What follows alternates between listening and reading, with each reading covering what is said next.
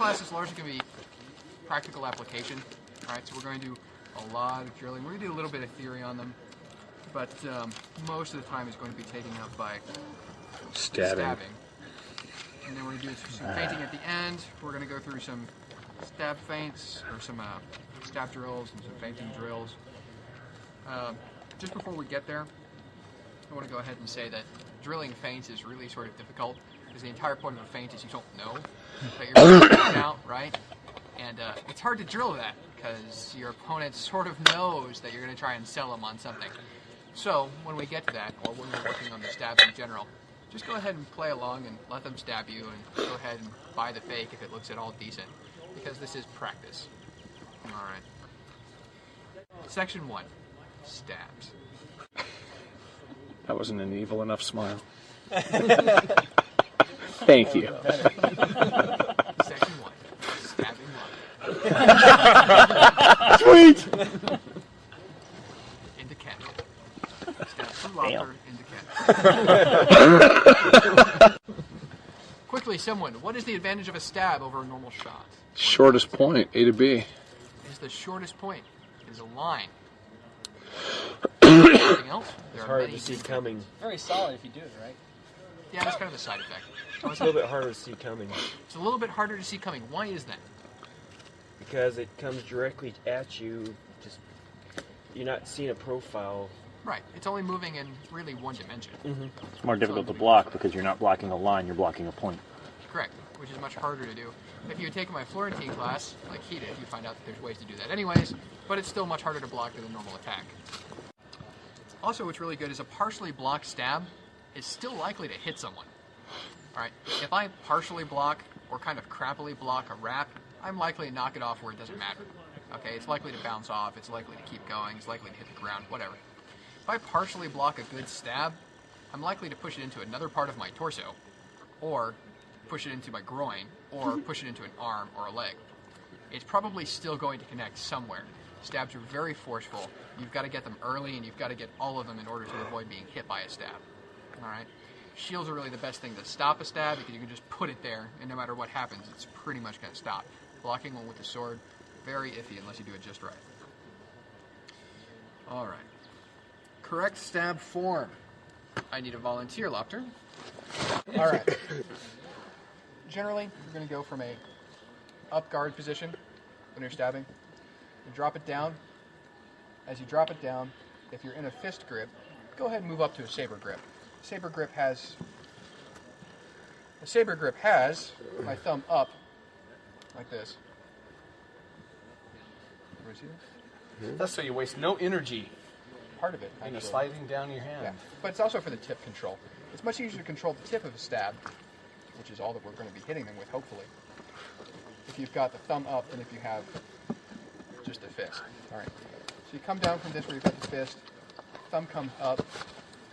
You start the stab actually with your hips, okay? You start moving the hips forward. When you reach full extension of the hips, you start moving the shoulder forward. When you reach full extension with the shoulder, you start moving the elbow. When you reach full extension with the elbow, you rotate your hand over, okay? And while we do this, we actually rotate over while we're doing all of this extension, so it should be fully rotated as we hit. Because if you don't rotate, you're going to have a lot of upward motion, and a lot of people, when they start stabbing, do a lot of this, okay? You'll see a lot of people when they first start stabbing people in the throat, the chin, the nose, okay? And we don't want to do any of that, because Lopter doesn't like it. I prefer a solid... So what we're going to do to combat that is we're going to turn our inclination to have upward momentum, upward motion, into rotational motion. So it's going to be like opening a bottle of wine with a corkscrew. Think of Lopter like a bottle of wine, think of yourself like a corkscrew, and you'll do just fine in due course. Okay. This is dirty in so many ways. Yes, isn't it? Stab that meat.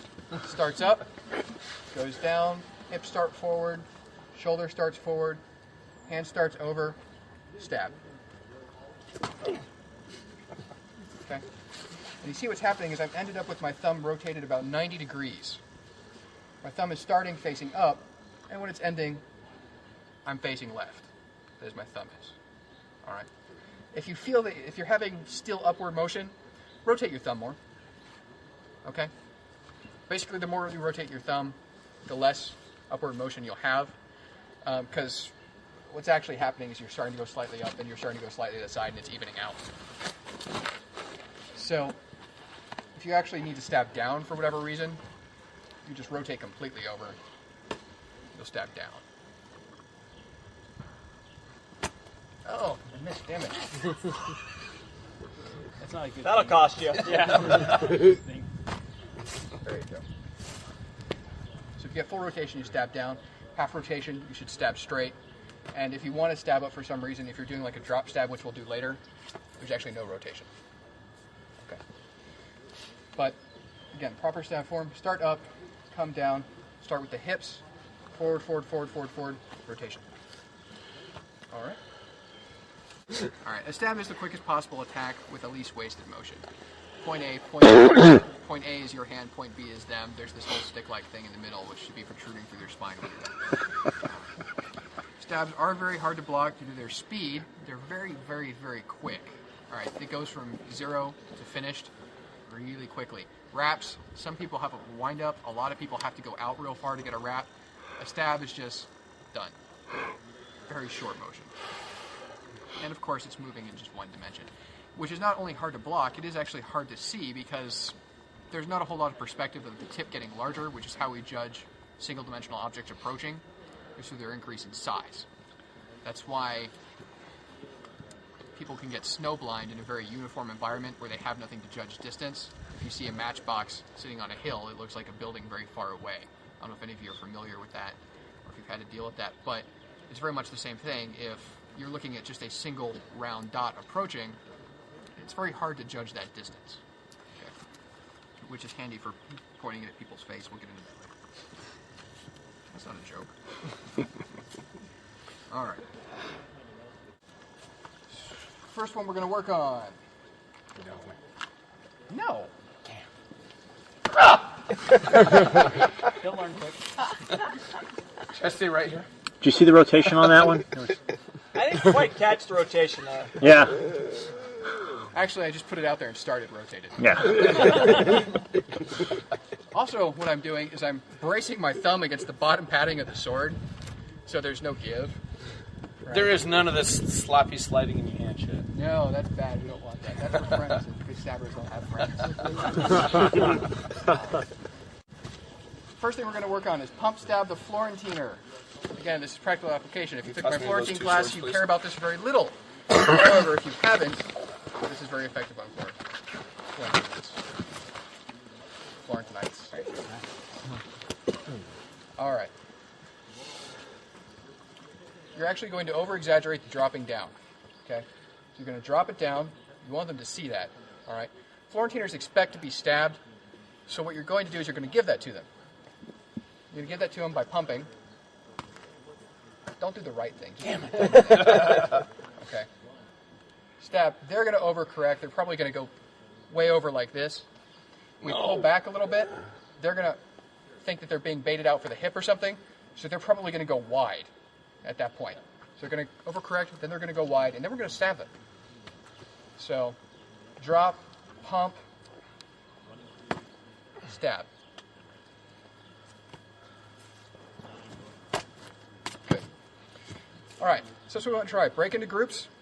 If you don't have two swords, use one and just stand like you're a Florentino. We'll fake. Go ahead and buy, pump. I know that you know what's coming.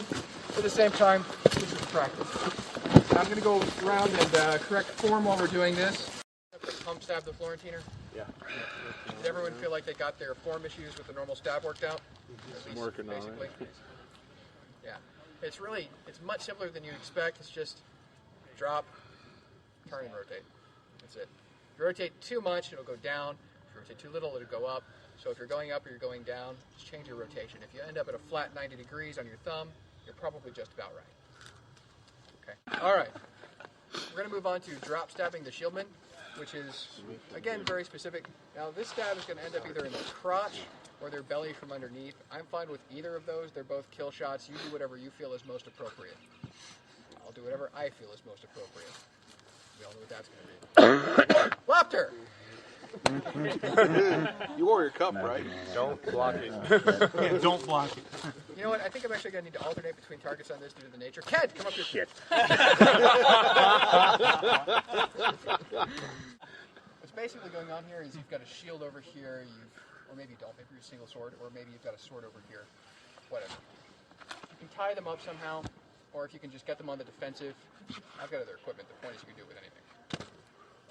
If you can maybe stomp or feint, we'll get to that later. This will work good with other stuff. But the basic goal is what I'm going to do. I'm going to start up a little bit high, bring it down. You see how I'm sinking on my knee? All right. So start high, sink the knee, stab and step through. Step through is very important. If you don't step through, you're going to risk throwing yourself off balance if you miss the stab. It is possible to miss this stab. I know it sounds stupid, but I've actually managed to stab people in nowhere but the chin doing this. Is this? Just come up. I'm not going to hurt you. Stand here. Come up, come all the way under. And you can actually stab them directly in the chin and nothing else. It's very depressing. Like I got all the way under your shield, I'd stab you in the face. That doesn't count. But done properly. Now, Kent isn't really a great target for this because he's a smaller guy behind a pretty good sized shield. Okay? Bigger guys, or especially people taller than you. This is one of the few shots that works better on people taller. Great segue. Good job. Thanks for the genetics, Ma. Wonderful segue. Please don't hit me in the junk. Close up, right? Hey, who are you scoring to? Oh, well, Kes wouldn't want to hear you talking like that. And now he did it. All right. So again, drop, come. Take an inch over. What do you want from me? So again, you can put a little bit of step into it. Come down on that front knee. Bring the shoulders down. Step up and rotate. Now, you don't have to get a whole lot of rotation. It's just about 45 degrees, maybe less. You just want to keep it from going up into their chin. All right. You just want to get enough so that you can kind of glide along the bottom of this shield into their belly. Feels good, doesn't it?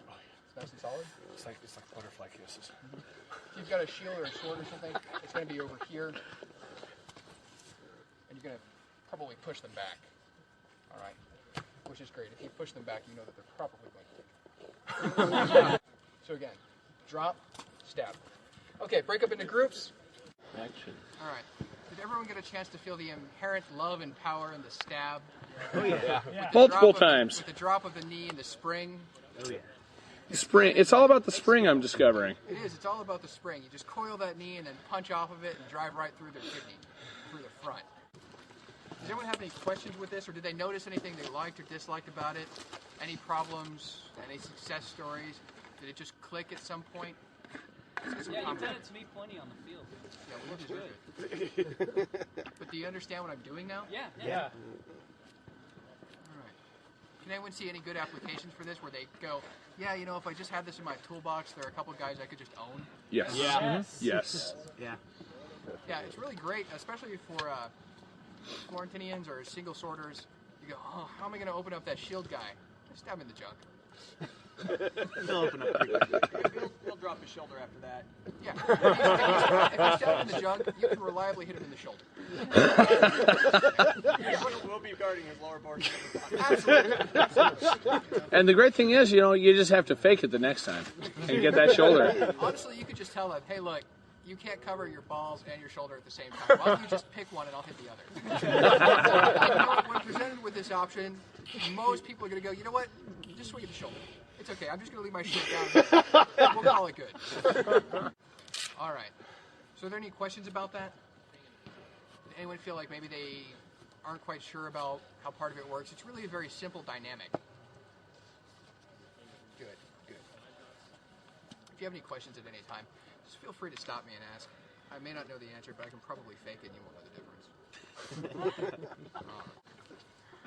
We're going to work the offhand hip stab. The offhand hip stab is great. Right. Now this is mostly something you're going to do when you're Florentine, and if you're Florentine, I highly recommend you do it. All right. Or top spike Madu. Or top spike Madu. Yes, you can do it with a top spike Madu. So, what we're going to do is the offhand hip stab. Now, if you don't have two swords, if you don't want to go Florentine or whatever, that's fine. Just put it in your offhand. And this is especially effective against a right-handed sword and border. Okay? If you're fighting a left-hand sword and border, it's the same thing with your right hand, just in reverse. All right. I've discovered this shot about 6 months ago. One of my dummies, I don't care which one. All right. Now, generally what you do here is the very most basic possible application of this is called the Statue of Liberty play. And this is it. This is all Harry does if he's without a shield. Or has to fight an attorney. Or has to fight an attorney. And it goes something like, Oh, look. you put the torch way up in the sky, and you offhand stab him. All right. This is the simplest stab in the world. Offhand, get them to look high, come down, step. Step is important. And stab and rotate it. Now, your perfect target is you see this little triangle created by his hand, his sword, and his shield. Wherever you want to put it, doesn't matter. I'll just rotate the bruising surface. Your shield is a curved object. It's really hard to cover that up if you're using a flat line. So, it's right in there. Okay. And you'll notice that I'm actually landing on my sword, not my foot. I'm putting my foot down to maintain balance I at the end. appreciate you not wasting that energy. You're welcome. So, come through, step, stab, put your foot down. All right. So again, we're going to break up into groups. So, mine. offhand hip stab. Useful?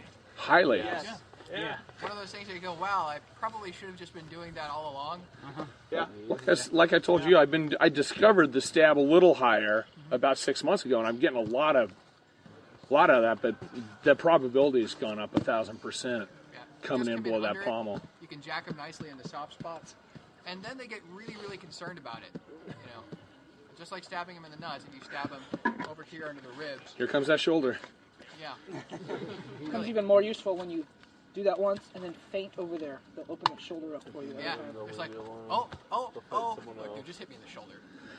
They just get sick of it. Yeah, I don't want any more of that. All right, so, again, do you feel the power if you land on them with your sword and then put your foot down? Each disc is only Does it about feel 30 good? minutes. Yeah. Does it feel nice and solid when they're stabbing you? Oh, If yeah. it's sort of glancing, it's still plenty sufficient, generally speaking. Oh, that was a draw cut after I knocked your kidney out.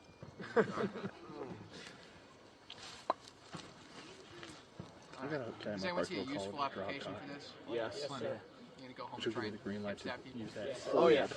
Excellent. And remember, when people are actually fighting, it takes a little bit longer to get used to it. It takes a little bit longer for you to actually successfully pull it off. But you'll find that once you put it into your lexicon or into your toolbox, Rolodex. combat computer, whatever. We're going to work one more stab, then we're going to go into feints. Feints are great ways to open up for stabs. The cross shoulder stab. This is really low percentage. It's not a terribly great thing to do. It's sort of limited in utility, but you should know how to do it because every once in a while it comes in handy, and when you do it, it looks good.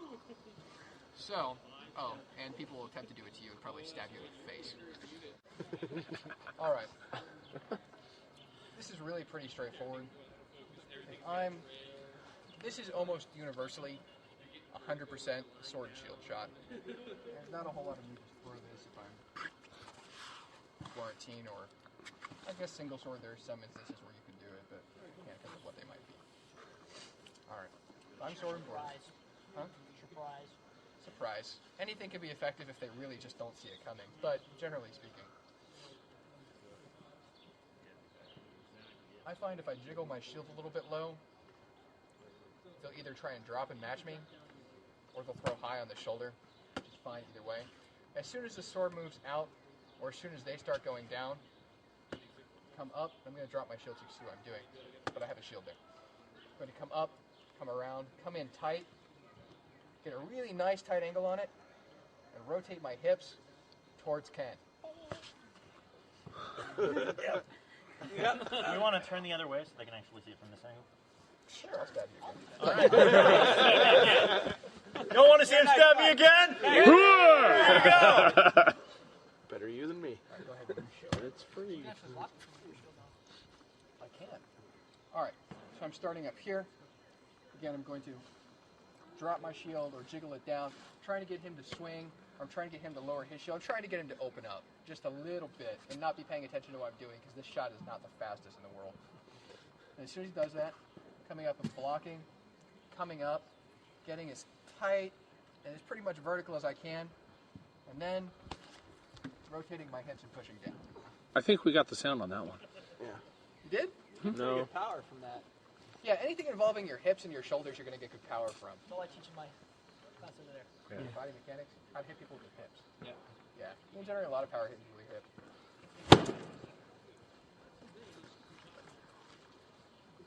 Yeah, it's nice. Okay, so does everyone think they can do this to Kent? Yeah. Oh yeah, we're gonna practice on him. Sweet. No, we're not all going to practice on Kent. All right, break up into separate groups. Be with someone you haven't been with so far. That's the cross shoulder stab. It's a lot of fun. You can knock people down. You can knock people back. You can turn them around. Kind of limited in application. A slinky, a slinky. Looking for a cross shot when you're like this?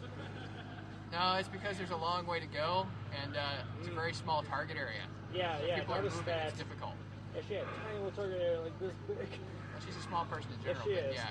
If you're taller than your opponent, this is one of the ones where it helps. Woohoo! Okay. It is harder to do this on someone who's much taller than you, but it's still possible. And it is much easier to do this if you're much taller than your opponent, but it's still possible to fuck it up. All right. So, anyone notice anything about this? Have any feedback about the shot, about the concept? A lot more power when it's solid, and it's all bone contact. It is. There's not a lot of squishy mass there. It's all muscle or bone. And when you get it flat, like I was working with her, if you get the tip flat so it doesn't skip or scrape, it all goes straight into them, and you just reel back. If you could hit them with that before whatever shot connects that they're doing, that shot that they're throwing is not going to connect. It's going to fly off into the ether because you've knocked them down. All right. Not that I advocate knocking people down unless it's effective. Kent, what did you think? I think my shoulders are a little sore. But I think it worked out really well. It's a little weird for me because I'm not used to that much hip motion. But it's actually just pulling yourself back to a natural stance, so the hip motion comes a lot easier than it has for a lot of the others. You're going like this, and then you're just squaring them. Mm-hmm. And all of the power comes from the squaring. Anytime you need to generate power, it's from the hips. Most of your power will come from the hips. You can get a lot out of your shoulders as well. But that's why women actually can generate just as much power as a guy. They just need to use the body mechanics to do it right. Okay? Women, for whatever reason, tend to swing more from just the arm, the wrist, and the elbow. Guys tend to swing more with the shoulder. Since they have more mass and more muscle mass by ratio, they tend to hit a little bit harder if they're just using their shoulder. But if everyone's using the hips like they should, everyone generates a lot more power, and it's about the same between the sexes. Lopter, your opinions? I'm enjoying it. I'm going to have some lovely bruises. I want to thank you personally for that. I'm finding I'm going to have to be careful because I have a tendency to either miss a shot or stab him in the throat, and that comes down to point control. Yeah, word of caution. Practice these on your friends first. Stabbers don't have friends. It's true, stabbers don't have friends, so practice this on the people who think that they're your friends. Gotcha. Right, and then they'll realize that really they're not, otherwise why would you be stabbing them in the throat? I suppose one drill similar to that I've read about, you suspend a tennis ball from a string or whatever, and you can stab the tennis ball in the throat, so I can learn where the throat is and go to the left of it. Okay. Yeah, that does work. It's not as visually exciting for me as watching a sack of meat fall back to the floor, but it does work. Other things that actually work really well is if you have a heavy bag, which a lot of people don't have, but I've got one. You just mark out a spot on the heavy bag and stab that. Mark out a spot on the wall, and as long as you get the angle right, it's the same thing. Okay, all of these stabs that we're doing are exactly the same motion. They just go in slightly different places. It's easier to teach them as different shots. It's easier to conceptualize and grasp. But once you do them for a while, you go, it's really just stabbing. Stabbing and stabbing and stabbing and stabbing. All right. That's it for stabs. I'm sure everyone except Lofter's happy. Now we move on to feints. The bright side is with feints, we'll always follow up with a stab. Why not? It's fun. At least in Lofter's case. All right. Somebody, anybody, what's a feint? What's a feint? A fake? What is it? You get them to do something you want them to do so you can open them up and kill them. Or stab them. Yes. Misdirection. You don't have to necessarily kill them. You just want them to go away. Basically, Go away. well, yeah, going away is often more useful than killing, especially when you're fighting multiple people. If I can get that entire line of people to go away, it's a lot better than killing that one guy. But, yeah, feint is any non-dedicated attack, body movement, look, glance, or anything that doesn't expose yourself and causes your opponent to do something that you want them to do. Could mean it causes them to attack you. Could mean it causes them to run away in fear. All right? You know, if I look like I'm going to drop stab Lopter, he's probably just going to back up and go quit. He's like, I'm done. He's going to wander off. So really, it's anything that you can do to control the fight can loosely be classified as a feint. Now, classically, feints come in 3 types. Well, 4 types, really. There's movement and body feints, all right, which, Kent. Actually, I did you last time, didn't I? Yeah. Lopter. Do you have any particular combination you want me to bring up, or? Sword work. It's the default of what we see the most, so even stuff that works on Ultimate Style.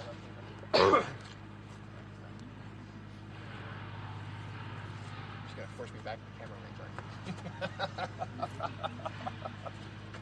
See, look, a fake.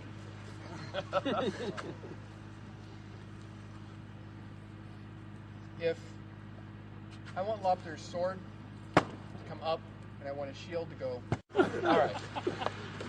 If I decide that Lopter needs to believe I'm going to my right and his equipment needs to go to my right in order to defend the attack I'm going to throw from my right, well, I don't necessarily have to put my sword over there. In fact, I could be moving my sword in the opposite direction.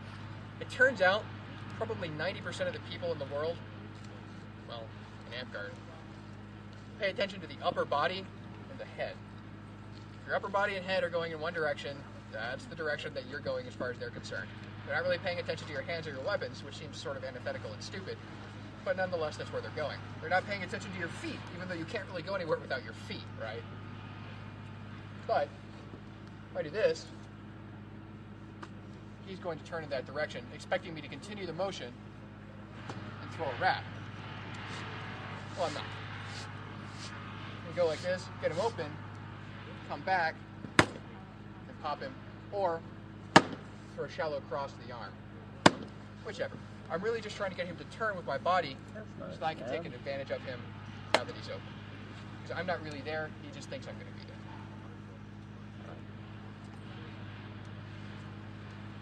Another really classic body feint that you can do is just drop. We do this for the drop stab, so everyone's used to seeing it. They know what's coming if we drop, right? Exactly. And we just come back up and hit them in the shoulder. Please. Exactly. And all we're really doing is we're playing on their inherent fear of being stabbed in the balls in order to hit them in the shoulder. You can tell the stabs and feints part of this class goes together real well, can't you? Right. So, again, if I come low and then go high, he's going to drop. He's going to try and follow me low. If he's not following you low, if he's just not paying that much attention, go low slower if you're dedicated to making him come down. If he's not going down at all, you can just stab him. Just stab him in the balls, okay? And then next time, he will go lower. Exactly. Pavlov. It's all Pavlov. Dogs salivate. Lopter bleeds from the penis. No! So again, Shot doesn't help that either. you want to go slow, just work it down. For whatever reason, it also helps if you sway your knees and kind of... It's all in the hips. But they will. The more motion you have on going down, the more they're going to pay attention to it, and then you spring up off the knee. Okay? So it's just like what we were doing with the stab. Instead of going stab, you just come up instead. let yourself carry all the way up. Okay. Other body feints that work really well, you see a lot of people do this, is they stomp. Now, against higher range fighters or upper mid-range fighters, this doesn't work, they don't care. But especially against newer people or lower end fighters, a stomp is gold. If I stomp, they pay attention to it, and they get grabbed. Alright? Or, if they're scared of you and you stomp, And you get that straight too. no! Batman, no! Alright. Anyways, if you stomp, they'll often either look at it or go backwards. And really, you just have to know the person. If they're really new, they're going to look at it. They're going to go, he moved his foot! Wow! And then you have to hit them a lot because they're distracted by the foot. And it takes a while for new things to sit, for hits to sink in on new players. Shinier sword. Really shiny silver lame cover in the left hand. That's sort of the metagaming feint. We'll get to that later. So, again, body fakes, very efficient because they really don't require you to expose yourself. Alright? But they're not necessarily as obvious as they could be to a lot of people. A lot of newer players, aside from the stomp, aren't going to fall for a lot of the body fakes because they don't see them. They just don't see them. I hate fighting newbies, to be perfectly honest with you guys.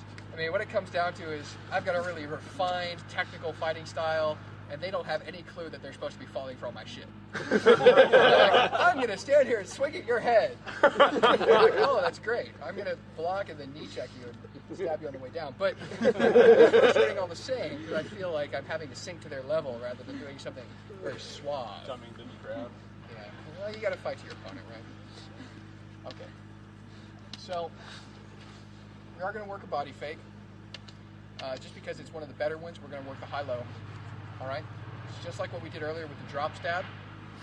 Instead of stabbing as you come down, you're going to work it down, you're going to work it a little bit slower, and then you're going to spring off that lead knee. You're going to get air, and wrap the shoulder. Okay?